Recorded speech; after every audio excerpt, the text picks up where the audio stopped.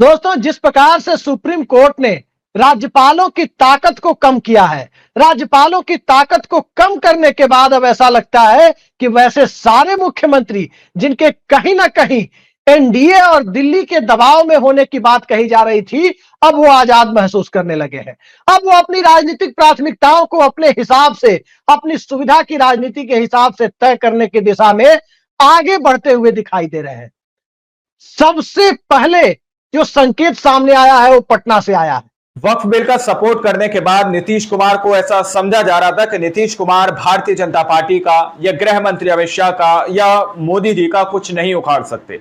लेकिन नीतीश कुमार के सिर्फ एक झटके से किस तरह से पूरी भाजपा की नींद उड़ी हुई है, या फिर यूं कहिए मोदी जी की नींद पूरी तरह से उड़ी हुई है, वो तस्वीरें मैं आप लोगों को दिखाने जा रहा हूं कि नीतीश कुमार भी अपना खेला बिहार के अंदर करते हुए नजर आ रहे हैं। कहीं ना कहीं ऐसी बात कही जा रही है कि नीतीश कुमार अब उस खतरे को भांप रहे हैं कि जो जाल भाजपा ने बिछाया था उसके अंदर कहीं वो फंसते ना जाएं।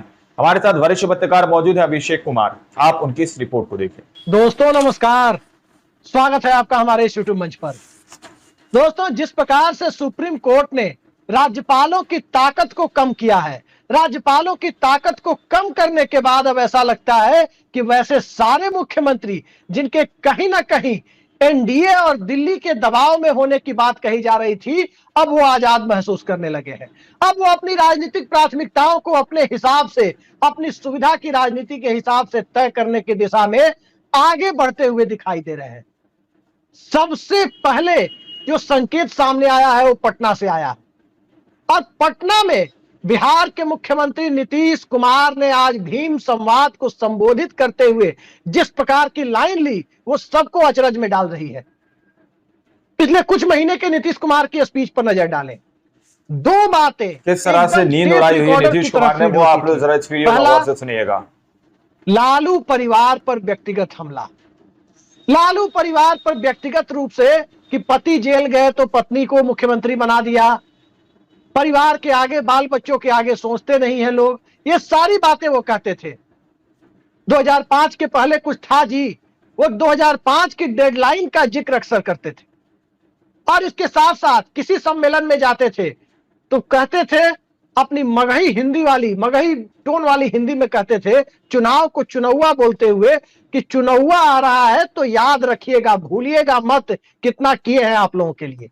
कितना ये किए दोनों हैं, चीजें क्या आज के काम किए भाषण में हैं। नदारद थी और भीड़ बहुत ज्यादा जुटी हुई थी। नीतीश कुमार ने जिस प्रकार से आज वहां स्पीच दी, सबको आश्चर्य इस बात पर हुआ कि ना तो उन्होंने लालू परिवार पर कोई आक्षेप किया और ना ही सर पर खड़े चुनाव में लोगों से एनडीए को जिताने की अपील की। आए, भाषण दिया, बिहार में 20 सालों के दरमियान क्या क्या किया, अगड़े के लिए, पिछड़े के लिए, दलित के लिए, महादलित के लिए, अति पिछड़े के लिए, महिलाओं के लिए, सारी बातों का जिक्र किया, लेकिन एनडीए को वोट देने की अपील नहीं की। कि सबको आश्चर्य हो रहा है कि आखिर नीतीश कुमार ऐसा क्यों कर रहे हैं। जैसे ही सुप्रीम कोर्ट ने राज्यपालों के ऊपर अंकुश लगाया, उनकी बढ़ी हुई ताकत को कम करने वाला जजमेंट दिया, उसके बाद से उम्मीद की जा रही थी कि पहली बार स्टालिन आगे बढ़ेंगे, तमिलनाडु के मुख्यमंत्री आगे बढ़ेंगे, यह उम्मीद की जा रही थी, भगवंत मान आगे बढ़ेंगे। लेकिन ये क्या, यहां तो नीतीश कुमार ने नया रंग दिखा दिया। दरअसल भीम संवाद का आयोजन दलित वोटों को साधने के लिए किया गया। बाबा साहब भीमराव अंबेडकर की स्मृति में और दलितों के लिए, महादलितों के लिए क्या काम किया है नीतीश कुमार ने, वो काम जितना भी उन्होंने किया या नहीं किया उसे गिनाने के लिए किया।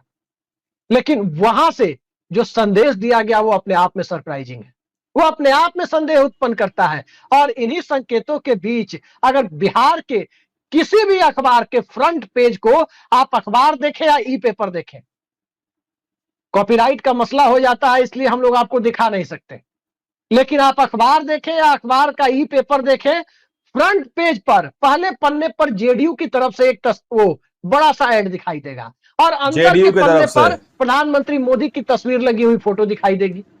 यानी पहला पेज बिहार सरकार या यूं कहे कि जेडीयू स्पॉन्सर्ड है, पहले पेज के ऐड, और अंदर का ऐड बीजेपी स्पॉन्सर्ड है। गठबंधन में दोनों साथ है, ऐड एक साथ आने चाहिए। क्या भाजपा का कोई मुख्यमंत्री या एनडीए का कोई दूसरा मुख्यमंत्री यह हिमाकत कर सकता है कि उस पर मुख्यमंत्री की फोटो तो हो लेकिन प्रधानमंत्री की फोटो ना हो?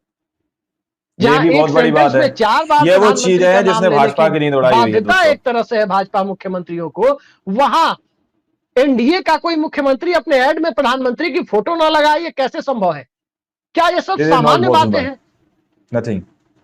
सियासत के चाल चरित्र और चेहरे को समझने वाला कोई भी व्यक्ति से सामान्य नहीं मान सकता कि एक ऐड पर सिर्फ और सिर्फ नीतीश कुमार की तस्वीर हो, यहां तक कहा जाए रोजगार मतलब नीतीश कुमार, और अंदर में उसी अखबार के अंदर के पेज पर जो विज्ञापन हो, उस विज्ञापन में सिर्फ और सिर्फ नरेंद्र मोदी की तस्वीर हो, नीतीश कुमार की तस्वीर नहीं हो। तो ये सारी परिस्थितियां दिखाई दे रही है कि आखिर बिहार किस दिशा में जा रहा है।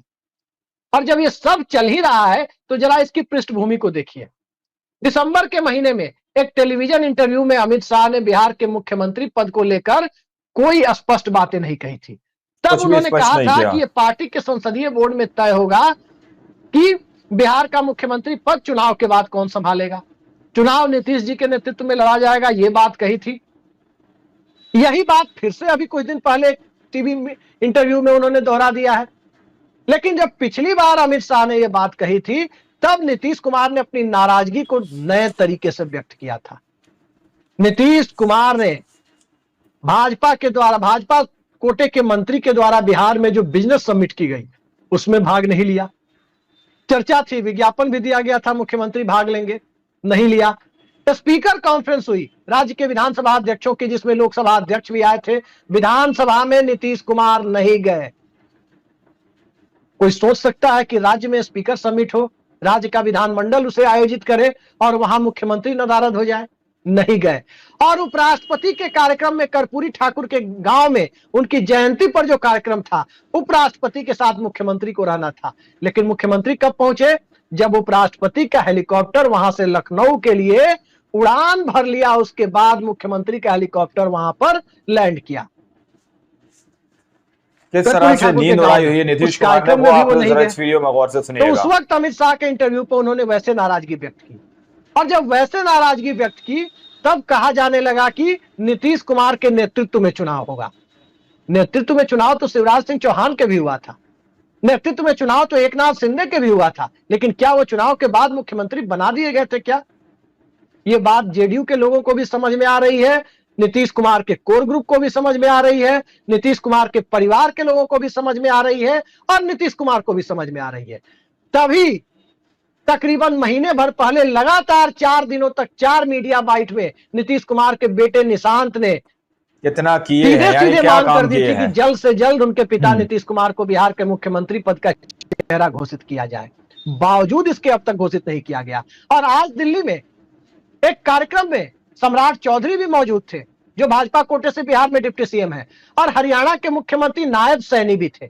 नायब सैनी ने जिस तरह की बातें की, उससे साफ संदेश निकलकर सामने आया कि भारतीय जनता पार्टी सम्राट चौधरी को मुख्यमंत्री बना सकती है चुनाव के बाद।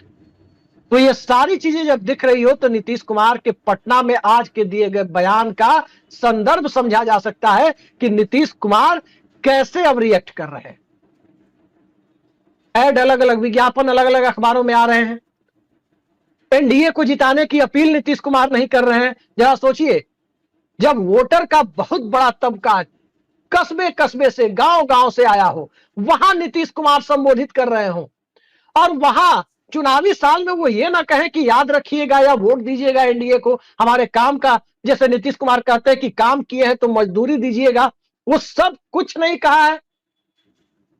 क्या एनडीए के साथ नीतीश कुमार चुनाव नहीं लड़ेंगे? मैं फिर कह रहा हूं कि मुझे नहीं पता नीतीश कुमार किसके साथ चुनाव लड़ेंगे। बिहार के पत्रकारों को भी, जो बिहार में पटना में पत्रकारिता करते हैं, मैं तो खैर दिल्ली में हूं, जो पटना में पत्रकारिता करते हैं उन्हें भी नहीं पता कि नीतीश कुमार किसके साथ चुनाव लड़ेंगे।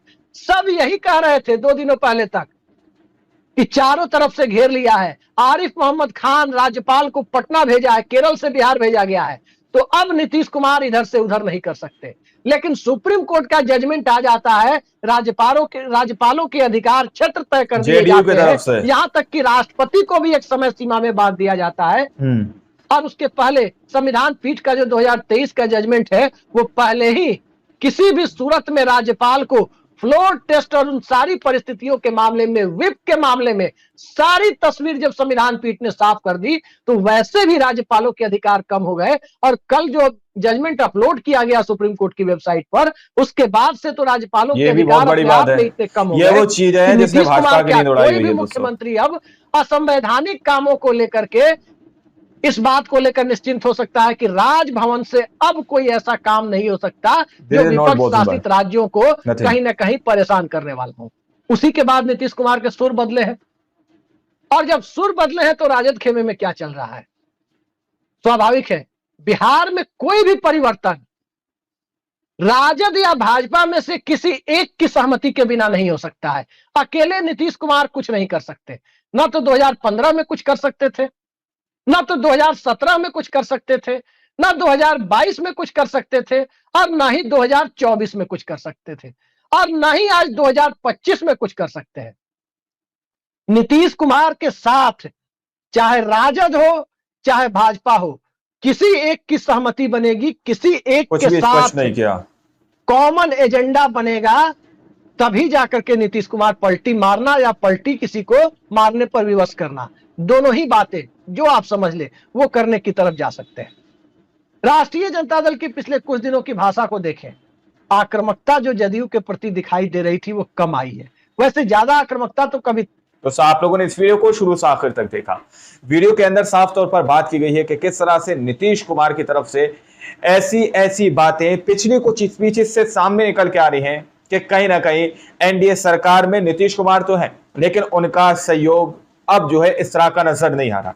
नीतीश कुमार एडवर्टाइज कराते हैं, उसमें प्रधानमंत्री नरेंद्र मोदी जी की तस्वीर नहीं लगवाते, जिस तरह से अभिषेक कुमार बता रहे हैं। अब आप लोग समझ सकते हैं कि नीतीश कुमार किस और बढ़ते हुए नजर आ रहे हैं। यानी बिहार की राजनीति को लेकर दोस्तों हलचल फिर से बढ़ती हुई नजर आ रही है। दावा ऐसा किया जा रहा है कि अगर ज्यादा कुछ रहा तो नीतीश कुमार कहीं पलटी ना मारे, लेकिन हालांकि कहा तो ये बहुत कुछ जा रहा है, पहले से ही कहा जा रहा है कि नीतीश कुमार पलटी मारे या मारेंगे या मार सकते हैं, लेकिन अब जो है पानी कहीं ना कहीं सर से ऊपर जाता हुआ नजर आ रहा है। सबसे पहले नीतीश कुमार से वक्फ बिल का समर्थन कराना और नीतीश कुमार का वोट बैंक उनसे पूरी तरह से दूर कर देना, ये फिर यूं कहिए कि पूरा वोट बैंक को नाराज करवा देना।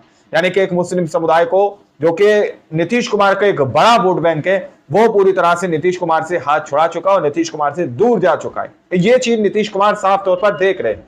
तो नीतीश कुमार कहीं ना कहीं इस चीज को भांपते हुए नजर आ रहे हैं और नीतीश कुमार की तरफ से इस तरह की प्रतिक्रिया दी गई है, जैसा कि अभिषेक कुमार ने बताया है। अब आप लोगों ने इस पूरी रिपोर्ट को देखा, सुना, आप लोग इस रिपोर्ट के बारे में क्या सोचते हैं, क्या समझते हैं? अपनी राय को हमेशा जरूर दीजिएगा वीडियो में। जब तक के लिए जय हिंद, जय भारत।